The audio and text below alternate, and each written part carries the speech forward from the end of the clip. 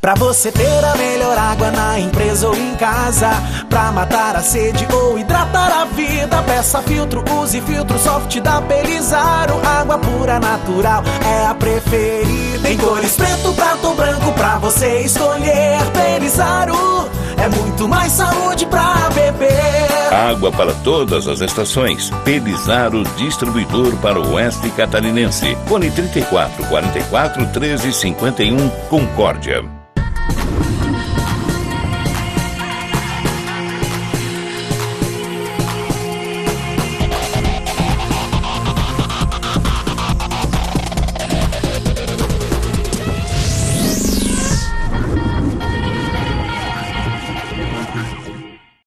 Olá, telespectadores! Estamos de volta essa semana com mais um programa Viva Saúde, um pouco diferente hoje. Estamos gravando fora do estúdio da TV Concórdia e estamos aqui no consultório, no espaço de trabalho da médica Lígia Engel, ginecologista e obstetra.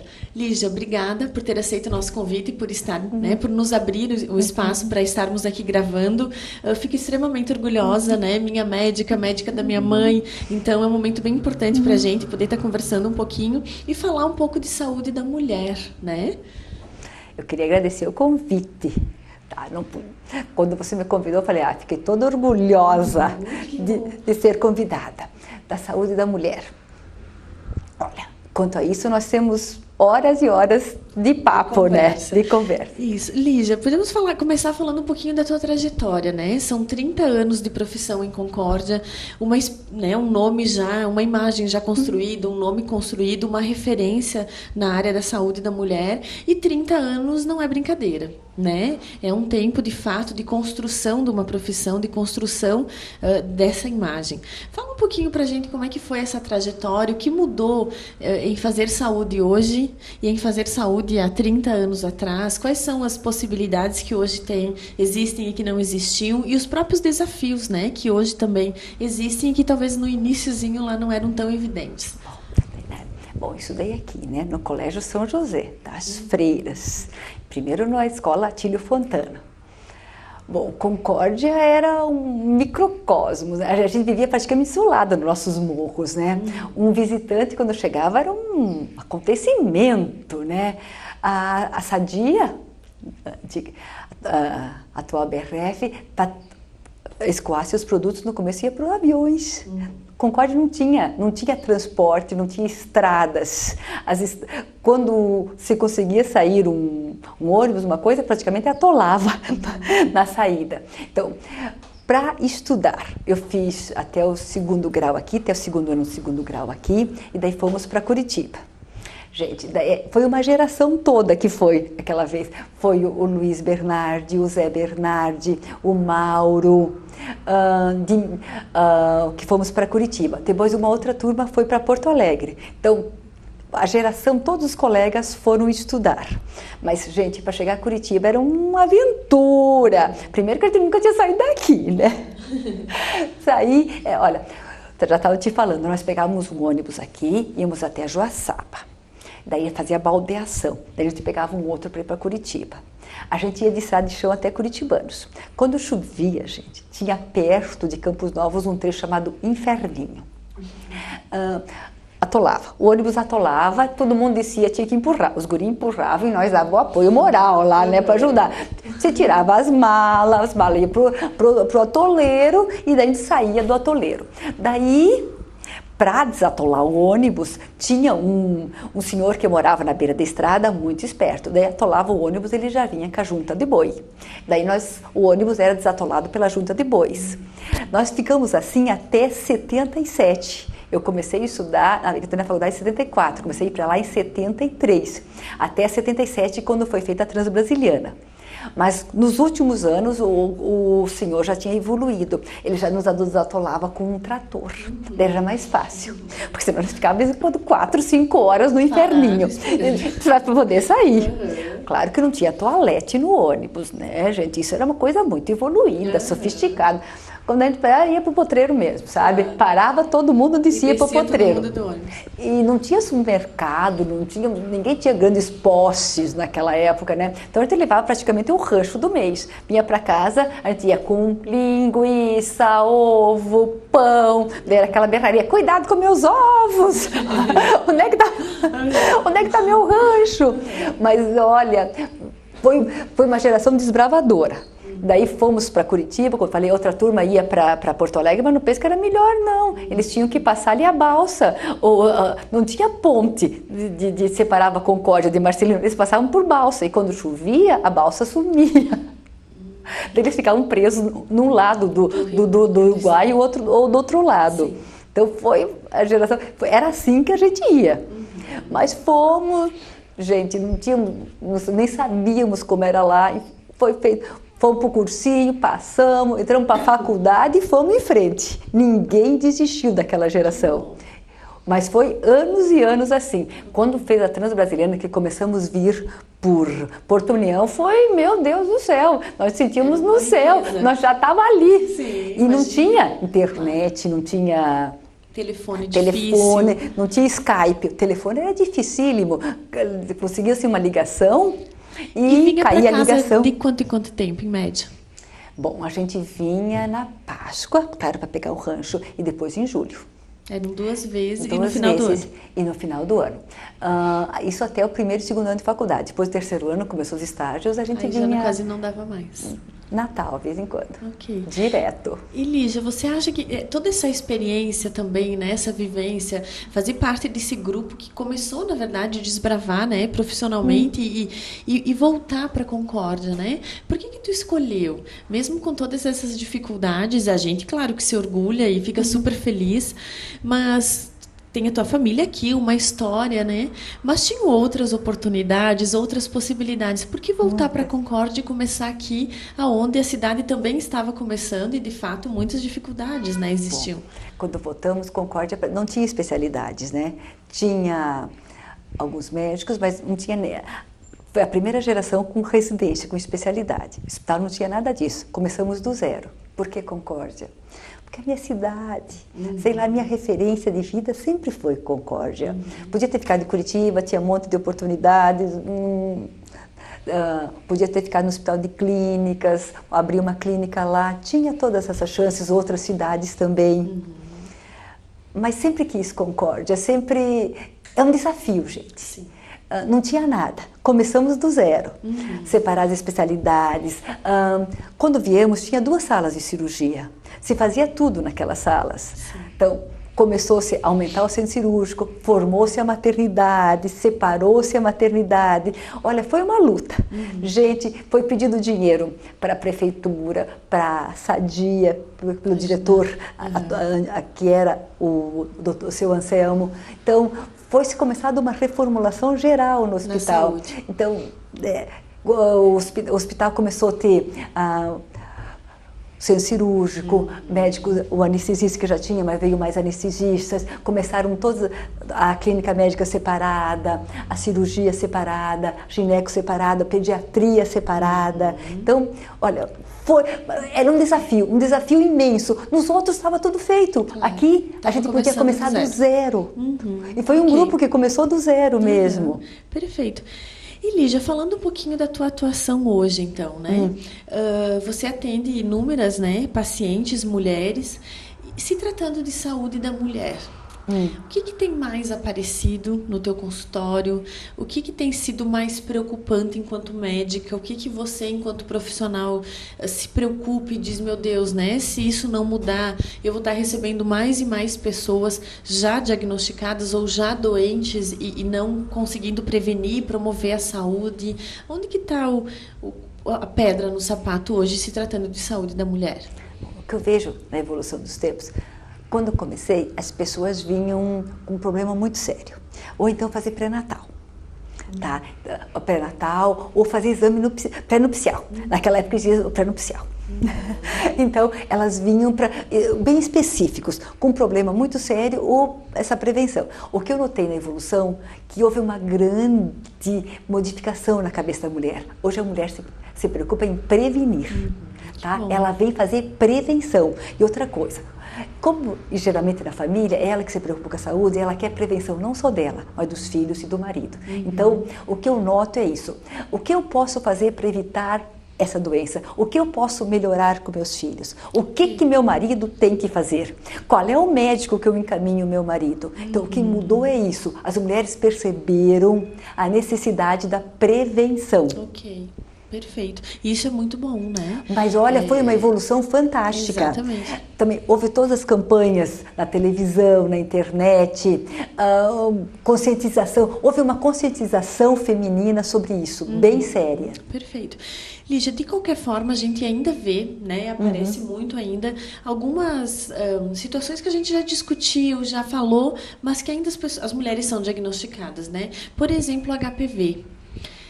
Podia falar um pouquinho o que é o HPV? Por que ele é tão comum ainda de acontecer? Eu acho que existem muitos mitos, muito preconceito ainda em cima do HPV, né? O que seria? E como que a gente poderia trabalhar? Excelente pergunta, Taina. O seguinte, HPV é papiloma vírus humanos. É uma doença sexualmente transmissível. O grande problema do HPV, quanto a isso, como você falou, é o medo, o tabu. Porque como é doença pelo sexo, então, né, o que pode ser feito para ser evitado, então todo mundo não quer mexer como deve ser feito. O grande problema do HPV, eu tenho o tipo A. O tipo A não dá aquelas verruguinhas que dá na vagina feia, coisa assim, mas o tipo A nunca se transforma em câncer.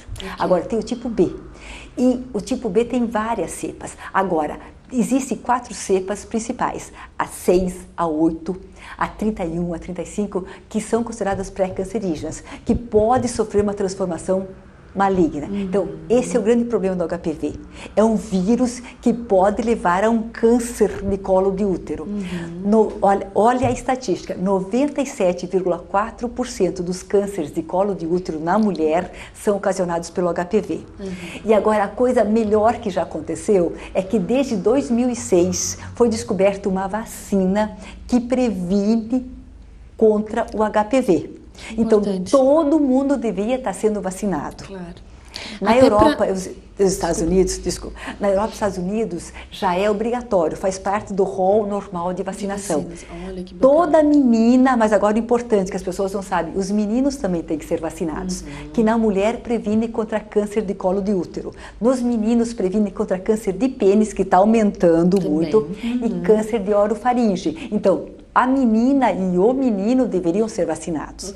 A época ideal de fazer isso seria de 9 a 16 anos, em média. Mas as mulheres também de mais idade, que queiram fazer, também pode fazer, tá certo? Hoje, Lígia, não é uma vacina pública. As pessoas não têm acesso, somente em atendimento particular. Não. Por isso que é isso que a gente devia estar lutando. É que o poder público pagasse para todo mundo. É uma vacina cara, gente. Não vou dizer que é barata. Cada ampula custa mais ou menos R$420. E é uma dose única? Não, são 3 doses. Agora, em 60 dias, a segunda dose, e em 120 a terceira dose. Perfeito. Mas por que ela é cara? Porque ela é a tetravalente, ela previne contra os 4 tipos de cepas que podem levar a um câncer. Tá? Ela não previne o HPV, mas ela previne HPV total. Ela previne o HPV, o tipo A e o tipo B. Que interessante. A coisa é tão importante que o pesquisador que descobriu a vacina do HPV, em 2010, ganhou o Prêmio Nobel da Medicina. Que bacana. Gente, uma grande descoberta, sem dúvida nenhuma. Né? É a descoberta mais importante, gente. Isso. Com isso, poderemos evitar câncer de colo de útero, praticamente em todas as mulheres. Claro, imagina que importante. E pensando em saúde pública, imagine, nós poderíamos inverter, né? Os gastos que seriam realizados com o tratamento dessas mulheres poderiam ser investidos na prevenção por meio da vacina, né? Mas ainda na saúde pública não pensamos muito em prevenção e promoção, né? Mas, olha, trabalhamos muito curativamente. É isso aí. Como eu falei, as mulheres já estão pensando na sua prevenção. Existem formas de prevenção, mas não estão sendo usadas. Eu acho que a gente poderia fazer um alerta para todas as mulheres, todas as mães. E os adolescentes, meninos e meninas, começar a exigir isso do poder público. Tá? Existe forma de a gente se prevenir. Vamos usar. Perfeito. Porque, olha, quanto custa um câncer? Quanta dor. Quanta dor, sofrimento. Sofrimento, não só da pessoa, a família inteira. Exatamente. E em muitos casos que acabam levando até a morte, sim, né? O que é se muito você não for pior. pego no começo, Exatamente. pode levar. Exatamente. E Lígia, você atende no consultório, né, mais especificamente mulheres de que idade? A partir de que idade tu tem recebido hoje no teu consultório? Olha, de todas as idades. Quando eu falo de todas as idades, todas mesmo. todas mesmo. Às vezes, quando a gente pega bebezinhos de 6, 8 meses que tem sinécia, né, com os pequenos lábios Sim. fechados, que a gente trata ginecologicamente. Claro. Até senhoras, eu tenho uma senhora de 96 anos. Olha que interessante. Que bom. Toda a faixa etária. Que bom. E Lígia, as mães têm trazido as suas filhas? Quebrou um pouco esse tabu da mãe se preocupar e trazer a filha, não só para uma iniciação de vida sexual, que era muito relacionado, né? A gente ia para ginecologista para iniciar a vida sexual, e não, né? Mas para prevenir, para conversar, para a menina perceber o seu corpo, que tem muitas mudanças. Acho que a fase da adolescência é uma fase muito conflituosa, né? Para o menino também, mas para a menina eu acho que mais ainda a menstruação, que hoje tem acontecido muito mais cedo. As mães têm trazido, as meninas vêm na fase da adolescência? Eu te falei, houve uma grande conscientização das mulheres. As mulheres evoluíram muito. Sim, elas trazem e sentam, conversam na primeira consulta. Na segunda, a adolescente já vem sozinha. E daí, com todas as dúvidas que ela tem na agenda, sabe? Ou no celular, tá? Mas daí vem ela e a amiga. Porque daí a amiga também já tem as perguntas. Dúvidas dela. Sim. E com o tempo, depois vem ela e o namorado. Que bom.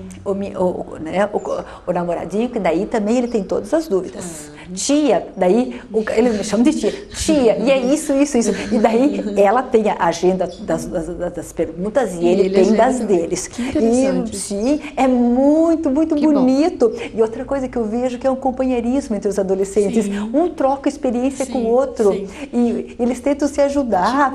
E os meninos não querem só saber, assim, da camisinha, eles querem saber como é que se toma a pílula, como é que é feita, qual é o horário. Eles se preocupam com as namoradinhas, com as companheiras. Eles querem saber doenças sexualmente transmissíveis, querem saber todos os sintomas, como se pega, como não se pega, como se previne. Que bom. Daí, geralmente, eu já dou, quando eles vêm, eu já dou o método anticonceptivo para a menina e a camisinha para o menino. E quando eles têm... Quando estão em falta, eles já sabem que no consultório da tia Lígia tem. Dá para pegar. Que legal. Lígia, finalizamos então o primeiro bloco do programa Viva Saúde e retornamos em breve com o segundo bloco, conversando um pouquinho mais sobre saúde da mulher.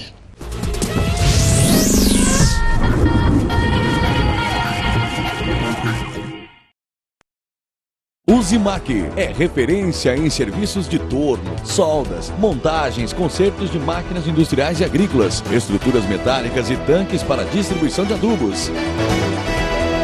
Agilidade, qualidade, compromisso, credibilidade e profissionalismo. Maximize sua produção e rentabilidade, usufruindo dos serviços especializados da Uzimac. Uzimac, fone 49-3442-4084.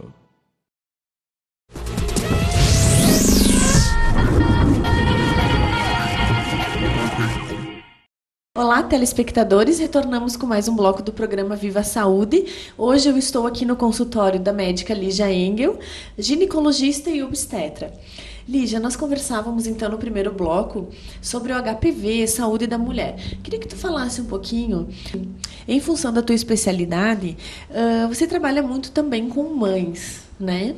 Com o pré-natal, preparação, o parto e o pós-natal, né? O pós-parto também. Como que as mulheres estão se relacionando hoje com a amamentação? Também existe uma grande campanha, né, de que as mulheres amamentem, mas a partir do quarto, alguns locais, a partir do 6º mês, elas têm que voltar para o local de trabalho. E isso dificulta, mesmo legalmente, tendo meia hora em cada período para amamentação, só o tempo de deslocamento às vezes não vai dar conta, né? Como que está hoje essa questão? As mulheres têm conseguido amamentar mais ou não? Bom, a campanha do aleitamento é nacional. Todo mundo já entendeu que o leite materno que é bom para o bebê. Olha, a coisa tão importante que todas as vacinas, todas as doenças que a mãe passou, toda a imunidade que a mãe passou, pelo leite é passado para o bebê. As crianças amamentadas têm outra coisa, contato entre a mãe. Então, esse afeto entre mãe e filho, ninguém vai tirar. Mas precisa tempo, como você falou. A maioria tem só 4 meses de licença. Alguns órgãos municipais ou federais, estaduais, dão 6 meses. Mas as empresas não, o serviço de comércio não dá, privado não dá 6 meses, é 4 meses. Então elas têm 4 meses de licença e de vez em quando mais um das férias. Daí no 5º mês volta.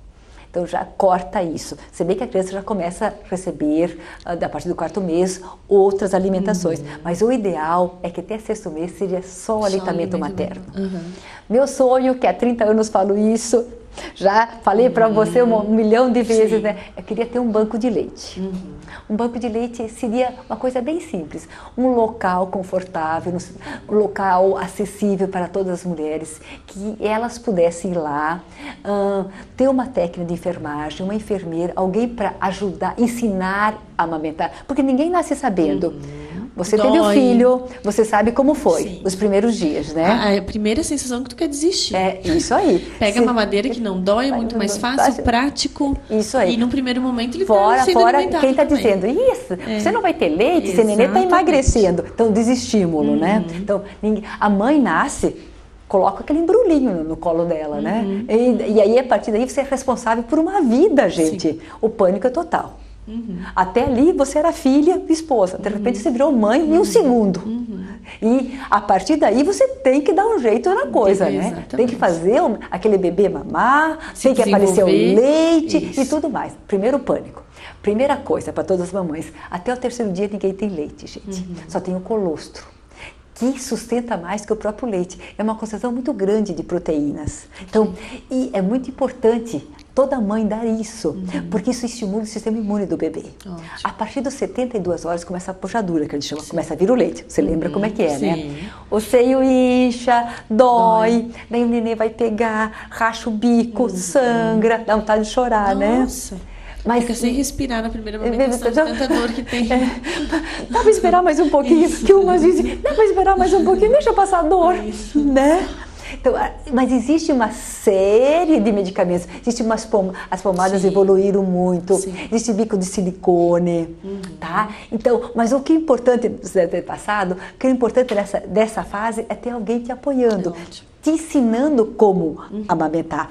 Os pediatras ensinam a pega do bebê no bico materno, né? Isso. Como deve pegar para evitar fissura, como deve pegar até a postura da mamãe segurando o bebê, porque a dor nas costas é terrível, né? Então, nessas horas, só alguém para te fazer uma massagem nas costas e te dizer, olha, vai dar certo, já passei por isso, vai passar logo, é os primeiros dias, né? Exatamente. O neném não tem hora, chora a noite inteira, né? Isso. E durante o dia dorme. Você não sabe se ele está comendo, se não está comendo, vai no pediatra, o pediatra diz ele tem que comer mais.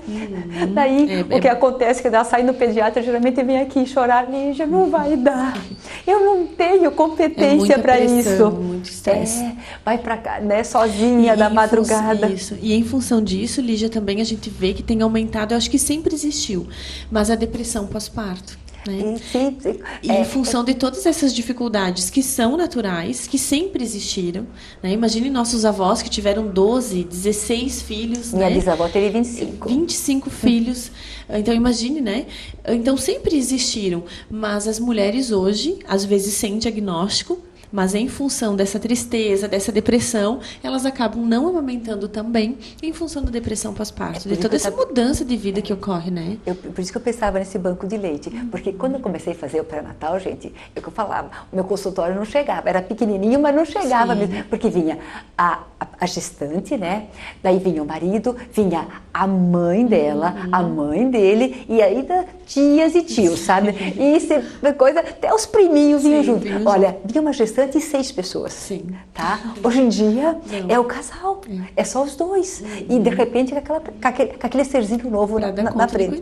Tá? E não tem ninguém para ensinar. provavelmente a mãe dela trabalha, a sogra trabalha, as irmãs trabalham e ela de repente mora em locais diferentes, né?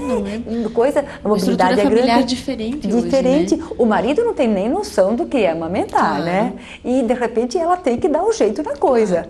Então, precisaria ser ensinado, porque ninguém nasce sabendo. E amamentar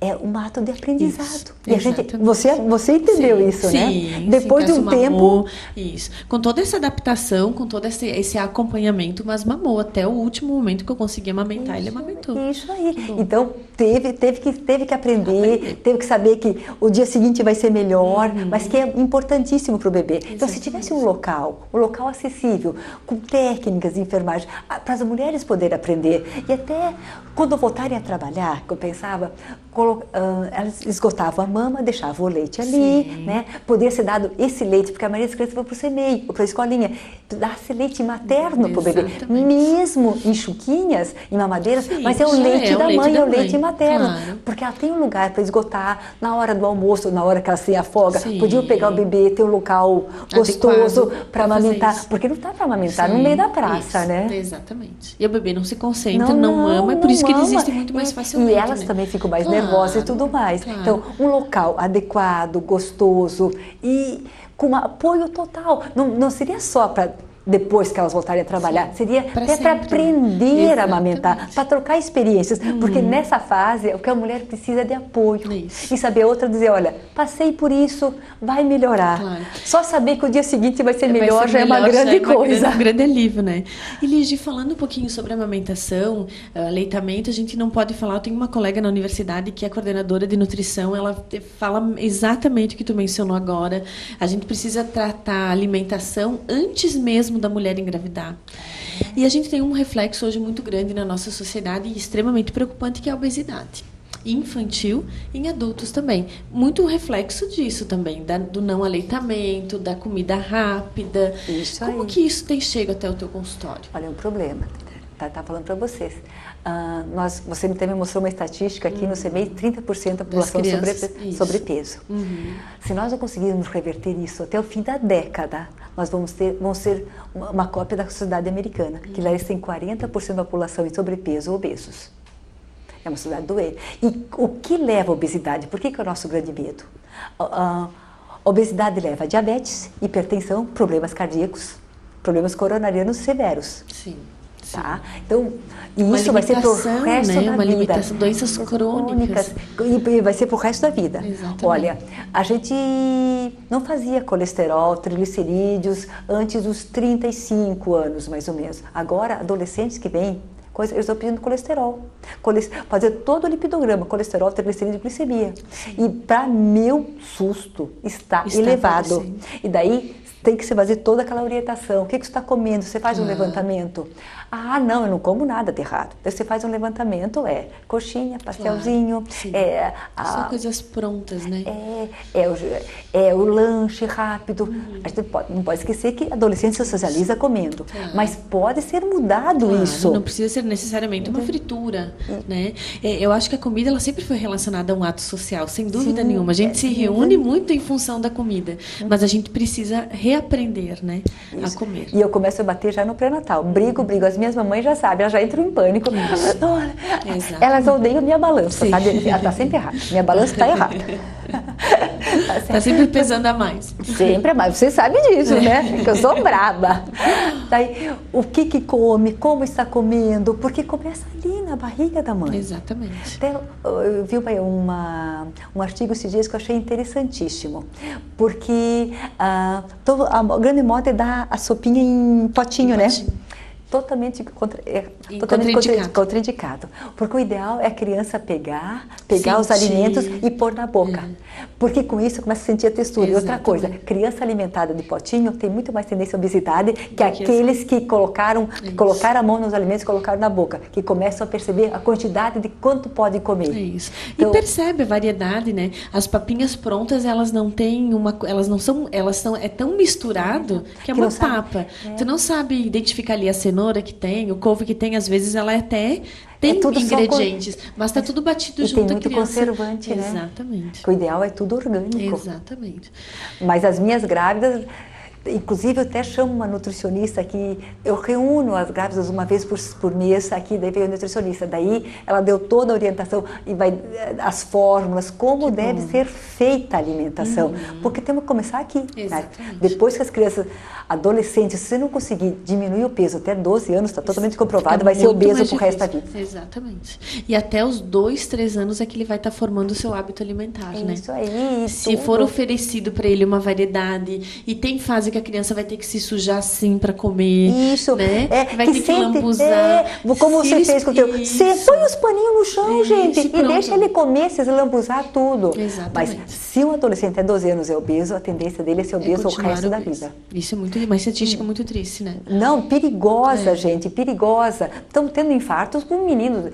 Eu chamo menino de 25 anos, eu nunca vi isso. Exatamente. Acho que é o primeiro momento onde os pais estão enterrando seus filhos em função de doenças crônicas. A nossa geração... o ciclo não seria esse, né? A minha geração, a tua, principalmente você que é jovem, nós vamos viver até 100 anos.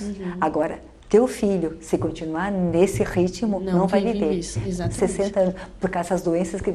pegou modernas, agora. Exatamente. Não seria uma doença de excesso de alimentação, pelo excesso de oferta de alimentos. É a primeira vez na humanidade que uma parte está passando fome, né? Um terço está passando, e outra parte está com excesso de oferta de alimentos. Está levando isso. Uma parte morre de fome e outra parte morre por excesso de alimentação. Verdade. Lígia, foi um prazer. Nossa conversa aqui poderia durar horas, né? Falar sobre saúde contigo é sempre ótimo, prazeroso. Mas está chegando ao final, né? O nosso programa. Agradeço a tua participação. O TV Concórdia se coloca à disposição para sempre que precisar campanhar, né? Alguma situação na área da saúde. Estamos aqui presentes e obrigada por ter aceito o nosso convite de nos receber aqui e falar um pouquinho conosco sobre saúde. Eu que agradeço o convite. Encerramos então mais um programa Viva Saúde e na semana que vem retornamos falando sobre saúde no canal 21.